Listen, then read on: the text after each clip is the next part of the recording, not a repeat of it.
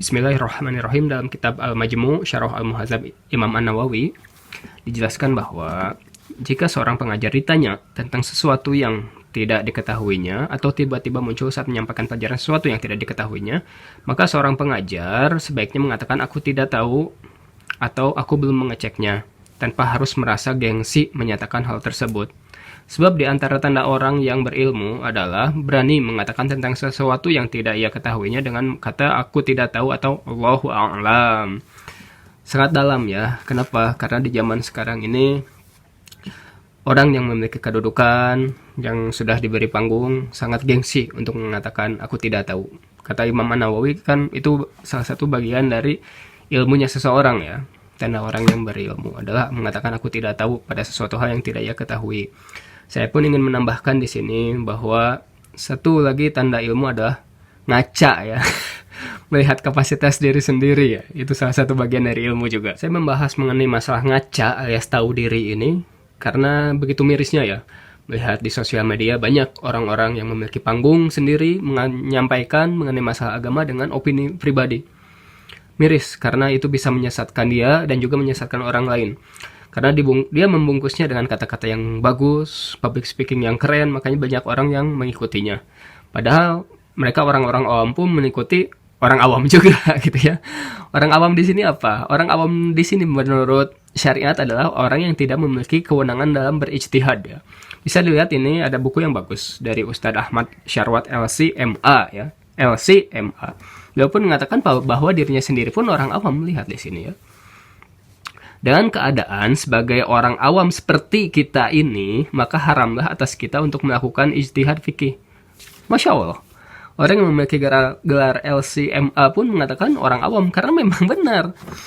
Ustadz yang ada di TV atau ustadz kita yang ada di pengajian itu dikategorikannya sebagai orang awam, karena selama dia tidak memiliki kemampuan untuk berijtihad, tetap dikategorikan sebagai orang awam. Nah, orang-orang yang Anda ikuti di YouTube, yang Anda bela mati-matian, apakah itu seorang mujtahid atau bukan? Ini orang yang dengan gelar LC.MA, bahkan Ustadz Abdul Somad di video yang sebelumnya pun yang sudah gelar profesor pun sama, ya, rendah diri. Oke, dengan orang yang Anda ikuti, apakah memiliki adab yang seperti ini dan kemampuan yang jauh lebih tinggi dibanding Ustadz Ahmad Syarwat, Ustadz Abdul Somad, Ustadz Adi Hidayat, dan sebagainya. Sini ada buku yang bagus, cukup untuk mewakili tema pembahasan kita kali ini ya. Ijtihad itu apa? Ijtihad itu adalah mengerahkan seluruh kekuatan untuk mendapatkan hukum syar'i yang bersifat praktek dengan metode istinbat. Jadi, mengerahkan segenap upaya ya untuk mendapatkan hukum mengenai suatu permasalahan syariat dengan metode istinbat, yaitu mengambil dari sumber-sumber hukum seperti Al-Quran, hadis, ijma', kias dan sebagainya. Itu ijtihad. Nah, di sini dibahas bahwa ijtihad yaitu mengambil kesimpulan hukum itu ada yang haram. Yaitu apa? Ini dijelaskan di sini. Ijtihad yang haram adalah ijtihad yang dilakukan bukan oleh orang yang telah memiliki semua ketentuan dan persyaratan dalam berijtihad, yaitu bukan mujtahid. Ya, kalau yang bukan mujtahid berarti ijtihadnya itu adalah haram. Di buku usul fikih ini menjelaskan bahwa syarat mujtahid harus mengerti dan memahami seluk-beluk bahasa Arab secara sempurna ya, sempurna. Baik yang berhubungan dengan zahir dan ta'wil, mujmal dan muqayyad, hakikat dan majaz dan sebagainya. Ada banyak ya. Harus mengerti dan paham betul ilmu tafsir dan seluk-beluknya secara sempurna ya. Ini seperti ayat Al-Quran, ayat-ayat mutasyabihat, terus ulumul Quran, nasikh mansukh dan sebagainya. Lalu mengetahui dan memahami betul masalah-masalah hadis dan seluk-beluknya secara sempurna. Sempurna. Riwayah dan diroyah. Menurut sebagian para ahli minimal harus hafal 1200 hadis. Masya Allah. Masalah keadaan para periwayatnya seperti tahu bagaimana hadis itu dikategorikan sahih, hasan, dhaif dan sebagainya. 4. Mengetahui seluk-beluk masalah nasikh mansukh yang dihapus, yang menghapus dan juga yang sudah dihapus. Maksudnya ayat-ayat yang sudah dihapus hukumnya ya. Supaya penetapan hukumnya tidak dengan menggunakan dasar dalil yang sudah dihapus. 5. Mengetahui benar terhadap ilmu usul fikih secara sempurna. Nah, orang-orang yang Anda bela, apakah memiliki kemampuan untuk berijtihad seperti tadi? Ayo, jawab ya. Jika diibaratkan masak ya, Anda mau masak nasi goreng. tentunya harus ada bahan dan juga alat-alat masak ya. Alat-alat bahan itu, bahan-bahan itu seperti hadis, ayat-ayat Al-Quran. Sedangkan yang namanya alat masak itu seperti ilmu usul fikih, ilmu nasikh mansukh, dan sebagainya yang tadi sudah dijelaskan. Ingin buat nasi goreng, nggak punya bahan, nggak punya alatnya, jelas nggak bisa. Makanya ngapain mau masak gitu ya, itulah seperti itu ya analoginya ya. Lalu Anda punya nih Al-Quran dan juga hadis, tapi nggak punya alat, ya tetap nggak akan jadi nasi goreng ya. Karena yang ada itu Anda cuma punya beras atau nasi atau bawang, alatnya nggak punya. Makanya kalau mau masak nasi goreng berarti harus punya bahan dan alat. Begitu juga agama. Mau menetapkan sebuah hukum berarti harus punya bahan dan juga alat untuk berijtihad tersebut. Ya jangan ngasal. Ya jangan ngasal karena ini perkara yang agung.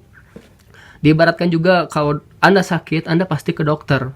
Kenapa Anda tidak ke tukang las misalkan, ke tukang servis? Karena yang memiliki pengetahuan mengenai medis adalah dokter. Ya, mengenai pengetahuan medis ya dokter. Nah, kenapa Anda dalam beragama tidak mau merujuk kepada ulama? Nah, kepada sembarang orang. Ini fatal kan? Kalau misalkan, wah yang ngomong agama kan bisa siapa aja, yang penting benar. Anda tahu benar atau salah dari mana? Anda pun kan nggak punya ilmunya. Ya, kalaupun misalkan Anda masih kekeh berpendapat seperti ini, silakan. Kalau Anda sakit nggak usah ke dokter lah. Datang ke misalkan ke Gus Samsudin, katakanlah, ke tukang las. Boleh lagi yang sama, katakanlah. Setiap orang bisa berbicara mengenai masalah kedokteran. Saya yakin dokter-dokter pun pada ngamuk gitu. Karena Anda pun dengan mengatakan siapapun bisa melakukan sebuah diagnosa kedokteran, menyesatkan orang dan juga menyesatkan diri sendiri, membahayakan orang. Nah, dalam kedokteran pun seperti itu. Kenapa dalam agama Anda malah sembarang ngasal ngomong opini saya kayak gini? Itu bukanlah ciri-ciri dari orang yang sombong dan juga menyesatkan orang. Lalu di buku ini pun menjelaskan bahwa orang awam itu hendaknya taklid ya, mengikuti kepada orang yang memiliki pengetahuan. Di sini dijelaskan taklid kepada selain mujtahid ya. Orang awam yang tidak punya ilmu dan kurang syarat untuk beristihad diharamkan untuk bertaklid kepada mereka yang statusnya orang awam juga. Nggak boleh di sini. Maksudnya dalam hal ini, orang awam yang dia bertaklid kepadanya hanya boleh berperan sebagai penyampai pesan atau bisa disebut sebagai informan atas fatwa dari mujtahid yang sesungguhnya. Itulah yang saya lakukan di video-video saya yang sebelumnya atau seluruh video saya malah ya. Karena saya ngaku diri ya, ngajak diri saya itu awam. Jadi yang saya bisa lakukan adalah menyampaikan pesan seorang mujtahid. Ini pun yang dilakukan oleh Ustadz Abdul Somad, Ustadz Ahmad Sarwat, Ustadz Adi Hidayat, Ustadz Firanda dan sebagainya. Mereka hanya menukil. Ya, ini yang namanya ilmu. Orang-orang yang pahamnya seperti ini, paham kapasitas diri sendiri. Ya. Lalu ada sebuah pertanyaan juga. Ketika di sebuah madrasah atau pesantren ada para kiai dan ustadz yang mengajarkan hukum-hukum agama, maka posisi mereka bukan orang yang berhak untuk ditaklidi. Ingat ya, bukan untuk ditaklidi. Sebab kiai dan guru itu bukan mujtahid, sehingga haram hukumnya bagi murid dan siapapun untuk bertaklid kepada mereka. Lalu kalau tidak boleh taklid kepada mereka, bagaimana kita bisa belajar dan tahu ilmu agama serta hukum-hukumnya? Jawabannya adalah bahwa saat kita bertanya kepada kiai, ustadz, dan guru agama, posisi mereka hanya sekedar penyampai fatwa. Sekali lagi, hanya sekedar penyampai fatwa dari para mujtahid.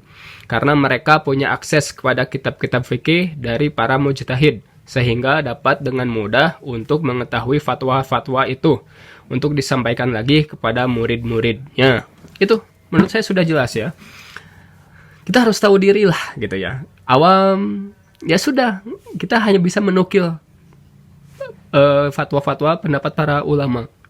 Tidak usah tahu diri mengatakan menurut opini saya gini-gini loh.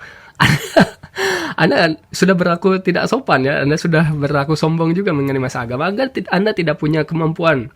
Anda tidak punya bahan, tidak punya alat, tapi mau untuk menyampaikan pendapat pribadi dan juga pede gitu ya.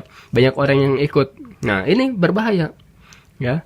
Sekali lagi harap diserap lah ya, dari buku-buku ini yang saya sampaikan gitu ya. Karena balik lagi, ciri-ciri orang yang berilmu, satu, dia ngaca, tahu diri ya. Kurang lebih seperti itu, semoga bisa dipahami oleh teman-temannya. Wallahu a'lam bishawab.